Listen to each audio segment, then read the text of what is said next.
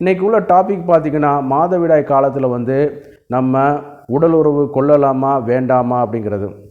இதில் வந்து பார்த்திங்கன்னா உடல் உறவு வந்து இதில் நிறைய கேட்டகரைஸ் வந்து வருது. பார்த்திங்கன்னு கேட்டிங்கன்னா திருமணம் முடிந்தவர்களுக்கு வருது. அதே நேரத்தில் வந்து விருப்பப்பட்டு காதலித்து பண்ணக்கூடியவங்களுக்கு, தனிமையில் சந்திக்கிறவங்களுக்கு ஒரு வகையான உடல் உறவு, கள்ளத்தொடர்பான ஒரு உடல் உறவு, இவைகள் எல்லாமே இந்த கேட்டகரியில் தான் வரக்கூடியது. ஆமாம், பொதுவாக வந்து பார்த்தோம்னு கேட்டிங்கன்னா திருமணமாகி குடும்பத்தில் இருக்கிறவங்களுக்கு நம்மளுக்கு எப்போ பீரியட் வரும், மாதவிடாய் எப்போ வரும், மென்சஸ் எப்போ வருங்கிறது அவங்களுக்கு ஓரளவு தெரிஞ்சிடும். அதை வச்சு அவங்க வந்து அந்த நாட்களை கால்குலேட் பண்ணிவிட்டு அவங்க தாம்பத்தியத்தை வந்து தொடர்ந்து கொள்ளலாம். அதே நேரத்தில் வந்து அன்எக்ஸ்பெக்டட் செக்ஸுவல் இன்டர்கோர்ஸ்னு சொல்கிறோம் பார்த்திங்களா, திடீரென இந்த மாதிரியான ஒரு சூழ்நிலை சந்தர்ப்ப சூழ்நிலை அமையும் பொழுது அந்த நேரத்தில் மாதவிடாய் இந்த மாதிரியான சூழ்நிலைகள் தோன்றிடுச்சுன்னு கேட்டிங்கன்னா உடலுறவு கொள்ளலாமா வேண்டாமாங்கிறது வந்து நம்மளில் பல பேருக்கு ஒரு ஐயப்பாடு வந்து நிலவிட்டு இருக்குது. அதை பற்றி தான் இந்த வீடியோவில் வந்து தெளிவாக பார்க்க போகிறோம். சரிங்களா? பொதுவாக வந்து மாதவிடாய்னா நம்ம என்னென்னு தெரிஞ்சுக்கிட்டால் தான் நம்ம அதுக்குள்ளே போக முடியும். சரிங்களா? பொதுவாக மாதவிடாய் என்பது பார்த்திங்கன்னா நம்ம ஆண் பெண் இரு பாலரில் வந்து பெண்ணுக்கு வந்து பார்த்திங்கன்னா ஓரினை அண்டகம், அதாவது ஓவம் வந்து இருக்கும். இந்த ஓவத்தில் தான் ஈஸ்ட்ரோஜன், புரொஜெஸ்டிரான் இந்த மாதிரியான ஹார்மோன்கள் வந்து சுரந்து வைத்து அதை வந்து ஃபாலிக்கிள்ஸாக மாற்றப்பட்டு ஃபாலிக்கிள் ஸ்டிமுலேட்டிங் இதில் வந்து வரும்பொழுது முட்டையை வந்து வெடித்து உருவாக்கக்கூடும். சரிங்களா? இது முட்டையை உருவாக்கக்கூடிய பண்பு தான். சரிங்களா? ஆனால் அந்த நேரத்தில் வந்து கருத்தரித்து அந்த கருவை பாதுகாக்கக்கூடிய ஒரு பை போன்றது தான் எதுன்னு கேட்டிங்கன்னா நம்ம யூட்ரஸ். இந்த யூட்ரஸில் வந்து இது வந்து நான் வந்து அறிவியல் பூர்வமாக சொல்லலை, பாமரரும் புரிஞ்சுக்கிறதுங்கிறக்காக தான் சில டேர்ம்ஸை வந்து நான் கட் பண்ணிவிட்டு சொல்கிறேன். யூட்ரஸில் வந்து 3 லேயர்கள் வந்து இருக்குது. எண்டோமெட்ரியம், மீசோமெட்ரியம், மயோமெட்ரியம் அப்படின்னு சொல்கிற எக்ஸோமெட்ரியம் கூட சொல்லுவாங்க. இதில் வந்து இந்த எண்டோமெட்ரியத்தில் தான் இந்த யூட்ரைன் வாலில் வந்து என்னான்னு கேட்டிங்கன்னா நம்ம ஒரு நீட்சிகள், விரல் நீட்சிகள் போன்ற வெறும் சாஃப்டான ஒரு நீட்சிகள் வந்து தோன்றும். இந்த ஈஸ்ட்ரோஜன் பேஸ் முடிஞ்சவொடனே ஓவுலேஷன் ஸ்டார்ட் ஆகக்கூடிய காலகட்டத்தில் வந்து புரொஜெஸ்டரான் பேஸ் ஸ்டார்ட் ஆகும் பொழுது என்னான்னு கேட்டிங்கன்னா அவங்களுடைய உடம்பே கொஞ்சம் ஒரு சாஃப்டாக இருக்க வைக்கும். அந்த லூப்ரிகேஷன் பண்ணி அந்த கருவை வந்து கொண்டு வந்து கர்ப்பப்பையில் தங்க வைக்கக்கூடிய இதில் வந்து பார்த்திங்கன்னா கருவு வந்து ஒரு பந்து போல தான் உருண்டு ஒரு ஜெல்லி ஒரு பந்து மாதிரி நினச்சிக்கிறீங்களேன், உருண்டு வந்து அந்த கர்ப்பப்பையில் வந்து இது பண்ணும். அந்த நேரத்தில் வந்து யூட்ரைன் வால் வந்து நார்மலான தசை மாதிரி இருந்துச்சுன்னு கேட்டிங்கன்னா அந்த கருவை பதிய வைக்க முடியாது. அப்படி கருவை பதிய வைக்க முடியாத ஒரு சூழ்நிலையில் வரும்பொழுது என்னான்னு கேட்டிங்கன்னா கரு தங்காமல் போய்விடும். சரிங்களா?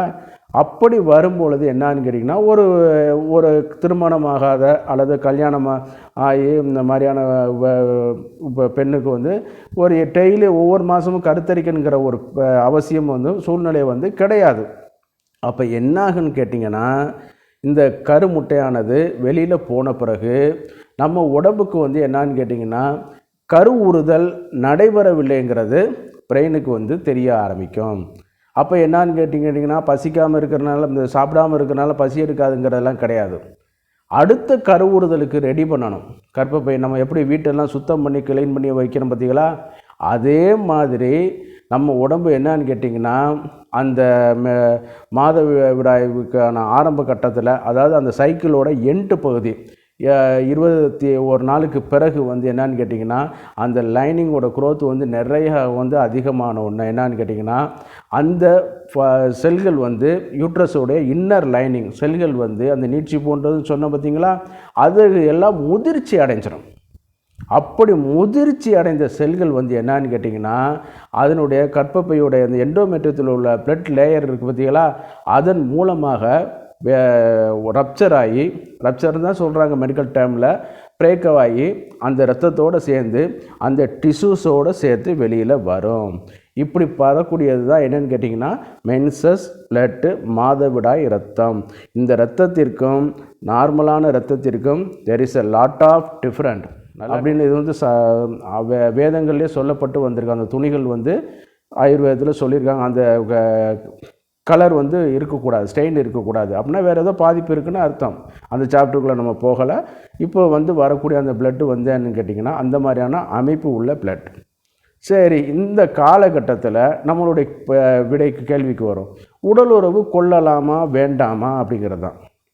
பொதுவாக வந்து உடலுறவு வந்து ஒரு அத்தியாவசியமானது ஒன்று. இந்த இரத்தத்தின் வழியாக வரும்பொழுது வந்து ஒரு தன்னை அறிந்த தம்பதிகள் வந்து பண்ணலாம். இந்த இடத்துல வந்து தன்னை அறிந்த தம்பதிகள்னு நம்ம என்ன மனமொத்த தம்பதிகள்னால் நம்ம யாரை சொல்கிறோம்னு கேட்டிங்கன்னா, உங்கள் உடம்பை பற்றி கம்ப்ளீட் டேட்டா எனக்கு தெரியும், என் உடம்பை பற்றியும் தெரியும்.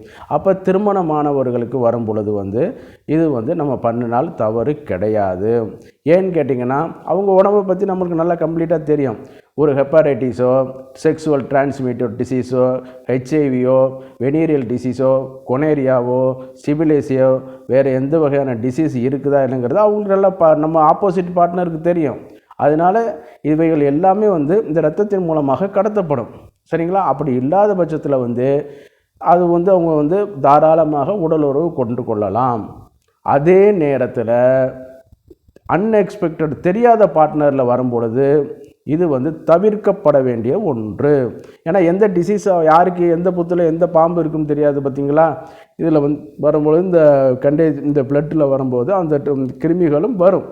சரிங்களா? அப்போ தெரியாத பார்ட்னரில் நம்ம போகும் பொழுது அது நோய் தொற்று வருவதற்கான வாய்ப்புகள் வந்து அதிகம். நீங்கள் சொல்லலாம், நம்ம வந்து காண்டம் போட்டுட்டு ஆணுரை போட்டுட்டு பண்ணுவேனே சார் அப்படின்னு சொன்னால், அது வந்து என்னென்னு கேட்டிங்கன்னா ஆணுரையோட மேல் தோலையெல்லாம் நீங்கள் பண்ணுவீங்க, ஒட்டாமல் இருக்கும். அதில் சில நேரம் வந்து அந்த லிக்யூடு வந்து சில நேரத்தில் ஃபோர்ஸ்ஃபுல்லாக நம்ம டெஸ்டிஸோட மேற்பகுதி ஆண்குறிக்கும் டெஸ்டிஸுக்கும் இடைப்பட்ட பகுதிகளில் வந்து ஒட்டி அது வந்து நாளாக வளரக்கூடிய தன்மைகள் இருக்கும். அதனால் ஆணுரை போடுறது வந்து எப்போதும் வந்து ஒரு பாதுகாப்புங்கிறது வந்து ப்ராக்டிக்கலில் நம்ம சொல்லிட முடியாது. சரிங்களா?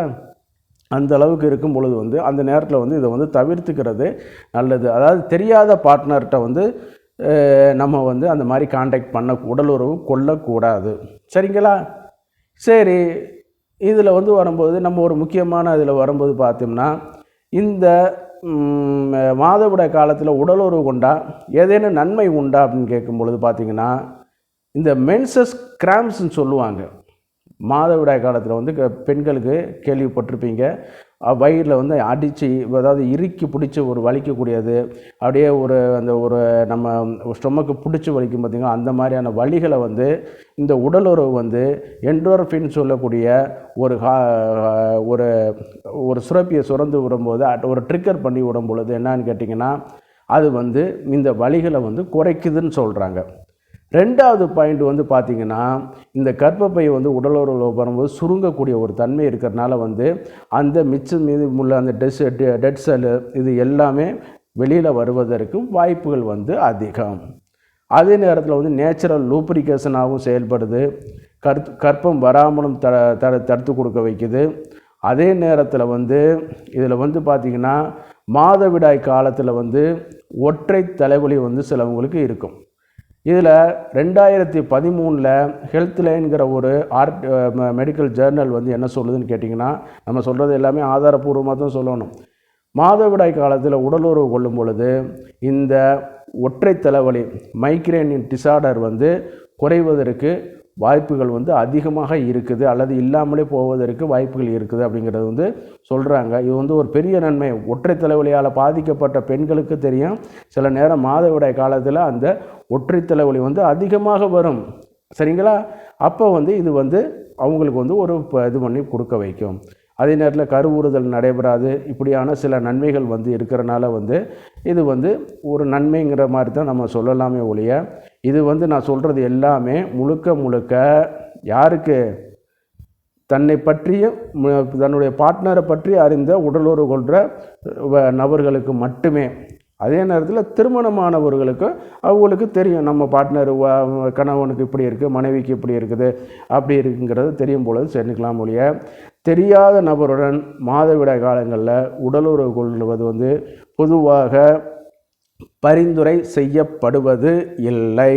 அதே நேரத்தில் நீங்கள் ப்ரொடக்டிவ் கேர் அதாவது மாதிரி ஆணுரை போட்டிருந்தாலும் அது எந்த வகையில் உங்களுக்கு வந்து ப்ளஸ் பாயிண்ட் பண்ணி கொடுக்குது, பாதுகாப்பு பண்ணி கொடுக்குதுங்கிறது வந்து ஒரு சந்தேகத்திற்குரியதான். இப்போ சில நேரம் ரப்சர் ஆகிடுச்சுன்னா இன்னும் நீங்கள் நிறையா பேருக்கு ப்ராக்டிக்கலில் பார்த்துருக்கோம்.